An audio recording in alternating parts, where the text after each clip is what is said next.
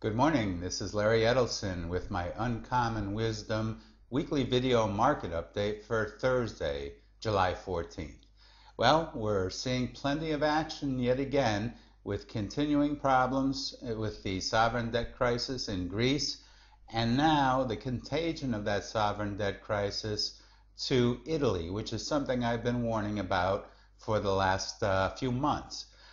Italy is going to be infected by the sovereign debt crisis. Their banks are allegedly stronger than Greece's and even stronger than the U.S. banks, but I'm not so sure about that, and I'm doing quite a bit of research on that right now.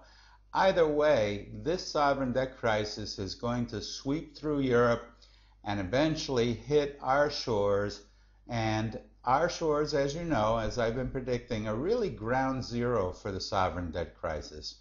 So it will probably get a lot uglier over the coming months and indeed the next couple of years before it gets any better. We're of course seeing the euro take a bit of a hit here. However, the dollar's really not rallying that much. We've seen new highs in the Swiss franc, the Japanese yen is rallying, the Aussie dollar has been very strong, the Canadian dollar has been very strong, and that's keeping, or that's showing, I should say, that the dollar really is not that strong against other currencies. It's really only strengthening against the euro. Let's go right now to the gold chart. We are seeing some very firm, strong action in gold as a result of the sovereign debt crisis. I'm going to pull up the chart here. We are within inches of a new record high in gold. Last week, you'll recall, I was expecting resistance in this area. In the last couple of days of trading, gold has penetrated through it. We're back up at the 1576, 74 levels in gold. We will probably see a new record high very soon. The real test will come at this upper line here, which is just slightly higher, around the $1,600 level. That should provide formidable resistance. I am not ready to declare an all-out breakout to the upside in gold. This is a seasonally weak period. Gold is defying the seasonal weakness here, but I don't believe that we're going to see a runaway gold market just yet. We would need at least a closing above the 1600 level, a successful retest of 1600 as support. Then we'll see 17, 1800, perhaps even 2000 going into the autumn.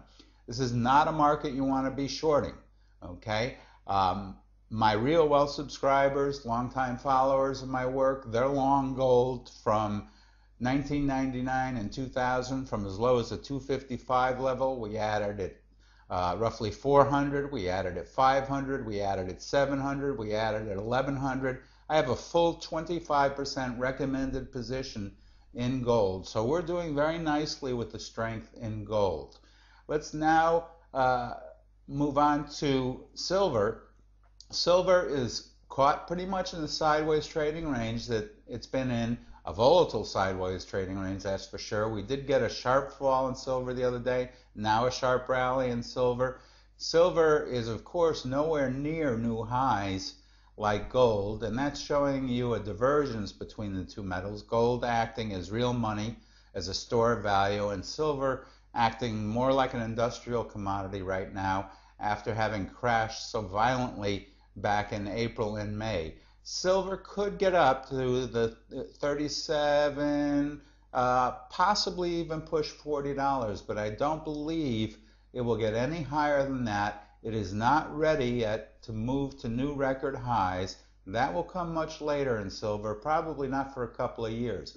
Quite frankly, if we see gold run out of steam at around 1600, I would expect silver to likewise run out of steam, whether that's at $38, $39, or $40. I still expect a test of the $30 and $28 levels in silver. So I am not ready to accumulate any aggressive silver positions here. I am not ready to short it either. So having said that, my best recommendation for silver is just to stay away from that market. It's a volatile market that will basically steal your money.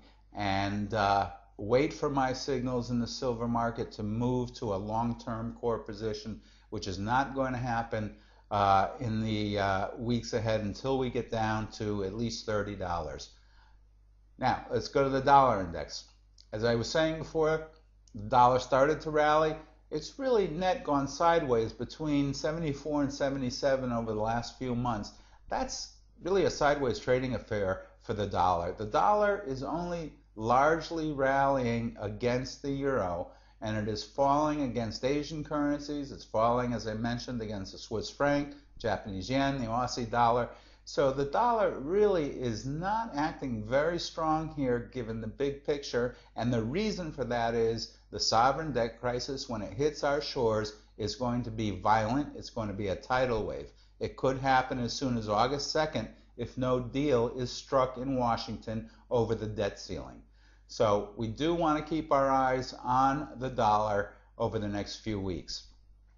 In the Dow Industrials, we got quite a violent move to the downside, quite a violent move to the upside, another 3 or 4 days to the downside again, probably stuck in a trading range, dependent upon the budget negotiations going on in Washington and the sovereign debt crisis. There are plenty of savvy investors who are liquidating stocks now, and there are plenty of savvy investors who are positioning themselves for the longer term in stocks, which will be a reinflation trade to the upside over the next few years. Right now, I think that market is too volatile to position yourself. I like buying pullbacks in the broad stock markets, in natural resources and tangible assets.